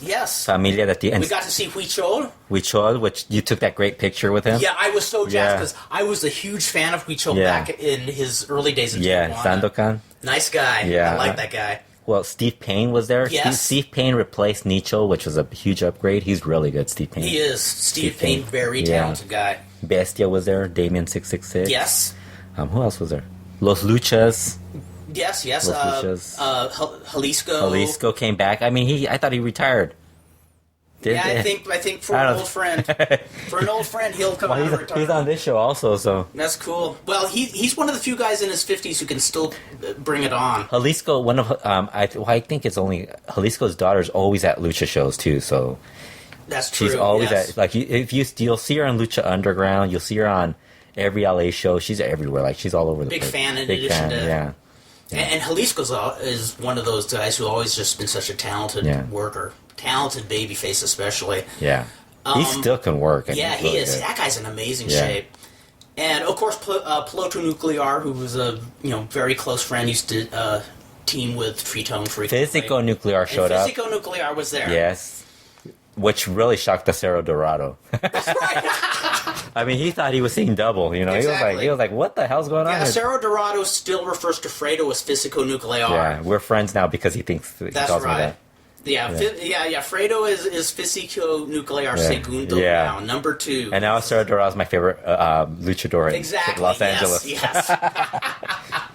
Actually, Dr. Maldad was on that show Dr. too. Maldad was there. Yes. My favorite LA wrestler. It was like a who's who of. I love how you guys bring it up, and I make sure I don't bring it up to him publicly. Like I have never told him that because I don't really tell wrestlers if they're my favorites or anything. I think the only wrestler I've ever told I thought was really good was Macias. That one. That's right. Yes. And he actually was very thankful. Like me, when I met Casas, I marked out. Well, and Casas too. Yeah. Yeah, we told Casas he was amazing and he was very polite. But I mean, it's different. It's Negro Casas. There's few guys I would fall all over for. It's Negro Casas. Exactly. It's so funny. Like I remember when we met, saw Roddy Piper at an MPW, and Sophia, our friend, she was like, I can't believe you're not as excited about Roddy Piper, and I'm like, I was playing it off. I was like, yeah, it's Roddy Piper, big deal, Yeah. Yeah, but it's like it wasn't. I mean, I was impressed, but I don't react that excited. Exactly. I was a huge Piper fan, but I got really excited when I met Blue Panther. Yes. Because that was in 2004, I think. Yes, it was. He wrestled Dos Caras. Yes, and he was great. When I met Dos Caras, I was pretty excited too. Mil Mascaras, I was excited too, just because it's Mil Mascaras. Yeah. But I had already seen him before. Right. Negro Casas was completely different. I mean, Negro Casas was like, oh my god, this guy's like. This guy was a turning point in my wrestling fandom. And then you get to have like a little interaction with him, like, oh yeah, like. Exactly. Like, talk about the parrot and stuff like that. That was great. I actually dug Mr. Niebla too. So. He was cool. Yeah. So this show was. this show. They sold Triton T-shirts too, which were cool. Were really cool T-shirts, and they really raised a lot of money to help him out. And I'm hoping they do some future shows too, because I have the feeling he's got a long road ahead of him. Yeah, and props to Superboy for really organizing. A lot of people put their efforts into it. Superboy, really was the guy who organized everything, and just talking to him, I can tell how much Triton meant to him. I just want from the heart. I just want Superboy to know is not keep those kids away from me that kept yelling about Lucha. What? There were these two kids on one side yelling Lucha during Los Luchas match. Yeah. And these two kids sitting next to me. Superboy, his youngest son, will know what I'm talking about. These two kids sitting next to me kept complaining that they were yelling Lucha, and I'm like, dude, come on, some kids the fuck, because they kept thinking it was Los Luchas from WWE, right, yes. Kalisto and Sin Cara, and these kids were saying they're not them, they're Zocre and Phoenix Star, and it's like, and they didn't even know who Phoenix Star was. I mean, dude, seriously, come on. And then Superboy's son was telling him, oh, these are Zocre and Phoenix Star, and I look over at him and we're just like kids. God, that reminds me of 30 years ago when WWE was running the Olympic, and I didn't mind. They used local talent, on the undercard. And Paul Orndorff was, I can't remember who he's wrestling, but Tony Rocco got in the ring, and the guy in front of me goes, "Oh, there's Paul Orndorff." And I'm just staring like, are you totally retarded or something? How do you mistake Tony Rocco for Paul Orndorff? It's the tan. He was serious. Tan? I could see that with the tan. Well, I mean, maybe he didn't have his glasses on and he couldn't see properly. Possibly. Maybe saw tan body and he's like, oh, that must be Paul Orndorff. There's some fans, sometimes I'm amazed at some fans, Yep, it's true. It's like true. You get a few fans and like, holy crap, huh? Where'd they come from? And then you get some fans. And and that's like, sometimes you'll meet a fan and it's like, you worry about them like knowing who you are, because I don't tell people I like when I go to wrestling shows, I don't even tell people I run LuchaWorld. No, you're smart. You're like people don't know that. Like only like I think you're like the Bruce Wayne. You don't tell them you're Batman. When I go to Lucha, I think that's what people probably think. Oh, he must tell. AAA didn't know I ran LuchaWorld. Mm-hmm. It took Kevin Kleinrock telling them that I ran, and Conan finding out. Lucha Underground didn't know. That's how they found out. They found out through Conan and all them.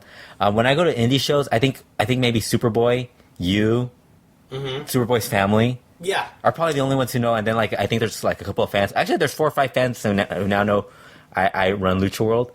But they're cool. They're cool fans. Exactly, they go to a lot of lucha shows. They do a lot. They know what we're doing, and it's I actually think that's wise. Keep your ears open, your mouth shut, and you'll learn a lot. I should actually like be more. If I shut my mouth more, I should be more outgoing, and then like I could be like really. Oh, it's the guy from LuchaWorld. Let's be. That's right. It's Mr. LuchaWorld. Let's be like, because I see like we used to go to indie shows, and like the SoCal Uncensored guy would show up. Remember? And that's SoCal Uncensored guy. The guy from SoCal Uncensored. Let's go talk to him. And I'm like, dude, I was here, and I'm hanging out with these guys backstage, and nobody would be like, oh, it's the LuchaWorld guy. It's like, and I was getting, I mean, not for nothing, but the site gets a lot more hits than I think because it's an inside joke that we always make fun of it. Exactly. Because there's not a traffic. Oh, one of the funniest things that ever happened on an indie show about 20 years ago. Tom Burke was out here visiting. Oh, jeez, so they're like, oh, it's Tom. This was even funnier. This was back when most of the wrestlers who read the Wrestling Observer said they were going to kick Dave Meltzer's ass and said he's full of shit. But of course they subscribed, or they had their wives subscribe. Yeah. Well, there was some local manager who was on a show who thought he was a bigger deal than he was. Excuse me, Kurt having a Meltzer moment. We're almost done, Kurt. We're almost done. We're almost at the finish line. So, this guy was ranting about how much he hated Dave Meltzer, and Tom Burke pointed out to me and said, well, if you want to tell him how much you hate him, he's across the room there. And then Burke, like, first chance he got, came up to me and said, hey, I told that guy you're Dave Meltzer. And so the guy started trying to cut a promo on me, and I just started saying, you're a dick, let's go ahead. And the guy's going, I go, and after a while I said, oh, by the way, I'm like, Kurt, you need water? You keep telling Gunga Din, Gunga. This is my time. Oh, Laredo Kid is going to be in NXT apparently. Very cool. Well, if medicals pass. And Magno is officially going to be in NXT. Excellent. I should talk about this while you're coughing. Let me look through my notes and see what I missed. So long story short, yeah. I finally told the guy it wasn't Dave Meltzer, and he said, well, from one joke to another, pleased to meet you. Kurt, I'm going to finish the show. Finish the show. Kurt, I think it's I would like to end the show by saying I should do the closing segment, right? I agree. Yeah. I agree. I want to wish everybody a happy Cinco de Mayo. I actually start celebrating right now. It's actually a 3-week holiday for me. And how do you celebrate it, Fredo? Lots and lots of drinking. Excellent. We got Corona, so. Oh, and Blue Moon. Apparently, that's a good beer. That is a good one. Yeah. Yes. I learned about that at the wedding that I went to. My friend... Actually, we didn't talk about our whole trip, all our time off from wrestling. Totally. You had a great day. I went to a wedding, got drunk, danced. I wish I was there. I wish I was there. Yeah, people probably think, man, Fredo doesn't dance, but I actually do enjoy dancing, which was one of the weird things. When I'm drinking, I enjoy dancing. But that's like the big secret. Nobody can know that. Like when we go to like events and stuff, I don't like to dance just because I don't know the people. So you said it publicly. Of course, you could edit this. Yeah. But yeah, we had a good time. Excellent. Kurt, what did you do? We didn't even go to Vegas, which was the very day after when we had planned to go to Vegas for Cauliflower Alley. Yeah. The very day after the Triton tribute show, I came out with a bad case of bronchitis, and I was out of work for one straight week. I mean, flat on my ass, and as you can hear, I'm still coughing it up. Well, that's actually the podcast that causes that. As soon as you turn it off, you'll be fine. I will sound eloquent. Yeah. Yes. I thought I was going to be coughing during the show. I'll save the coughing for Chris Zellner's podcast. This was a really fun I should mention we'll be doing a Chris Z will. We should probably mention. Oh, it. yeah. He's actually doing a podcast called Exile to Bad Street. I think that's what it's called. Mm-hmm. It's a really long 3-hour podcast, but I highly recommend it. I know he's gonna get upset at me for saying that it's a long, but he's done 3 episodes. The first one was on the Freebirds. Mm-hmm. Since it's Exile to Bad Street, it's got to be about the Freebirds, right? Absolutely. The second episode was about the UWF, the final year of the UWF promotion. Excellent. Bill Watts' promotion when it merged into the NWA, very fun period. Which was actually, they had Dylan Waco and Dylan Waco or Dylan Hales, however you want to call him, and the guy that we know as the Bixie Demon. Yes, David Bixenspan, Bixie, who's taken over the Wrestling Observer website. Absolutely, rock on, yeah. Bixie. They were talking about it, and they came up with a lot of stuff. And Bix was in his best behavior. He wasn't as pervy and saying half the fun of all the dirty jokes and stories he has on that he had on Slamistan. I love those though. I miss those pervy. He didn't have any of that stuff on this show. But he was very informative. Mm-hmm. And Bix is actually doing his own He's actually got 2 podcasts now too. We'll talk about. He's back doing podcasts. Yeah, I should mention that also. I love the ones he did of a number. And then back. the third podcast that Chris Downer did was a podcast on the Indies in the early 2000s, because that's when Brian Danielson, Samoa Joe, and all of that. So they actually talk about some of the guys from that era. I'm pretty sure it's I've heard people rave about it.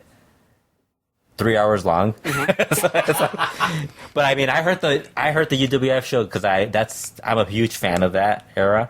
Mm-hmm. And that was a great podcast.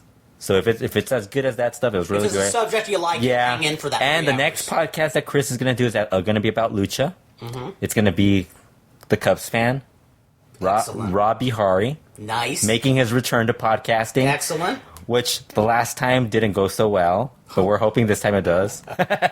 And I will be on that show too, which I hope I can actually survive. You'll be fine. If anybody if anybody remembers the Slam and Stand podcast, we were basically, although this one's going pretty long too. But also remember, we've gone over an hour and a half, and you've been doing good. Yeah. On your own. Yeah. And Slam and Stand, we went off topic so many times. Yeah. So it was kind of hard for us to keep. It wasn't something. Whereas Chris keeps it a little more organized. Yes. He actually plans the podcast and everything. So, and Bix. Speaking of Bix's podcast, he's doing a podcast. He's doing one called The Big Show, mm-hmm. which is basically the intro you'll get a kick out of. It's the Big Show song. It's the Big Show. Oh yeah, huh? It's the Big Show. I love it. It's him saying Bix. I think it's Bix doing just a Bix. Oh, that's awesome. That's actually, I've heard that show, and then he does another show called The Trademark, I think, The Trademarks or something, where they talk about like different things within trademarks, which... Oh, no. I'd like to listen to it. That sounds interesting. Tell them... Power to them. Yeah, so they actually, the last show, I think they talked about something about, I can't remember what it... Oh, Pro Wrestling Tees is having issues with different trademarks and stuff like that. Wait, I heard something about this. Yeah, I don't know about it. Yeah. So. But those guys were the guys who did our T-shirts, so... So they're good. They're good on our book. Guys. Yeah. Guys. Oh, they did something about the new... I was going to hear it because they said something about New Japan, and I didn't get to hear it, so I'll probably be listening to Bix's podcast this weekend. I'll have to search that out. Yeah, so I recommend those podcasts. And you can listen to our podcast. We have all of them. They're on Stitcher and on iTunes. Mm-hmm. Or you could go on our website. We have actually a page dedicated to the podcast. Yes. I still haven't gone through all 88 Slam Stands or however many there are. Keep on rocking. We'll see you next time, babies. Have a great week or 2 weeks, or we'll see you soon. Well, actually, it'll be after the traumas. After the traumas, you'll hear from us.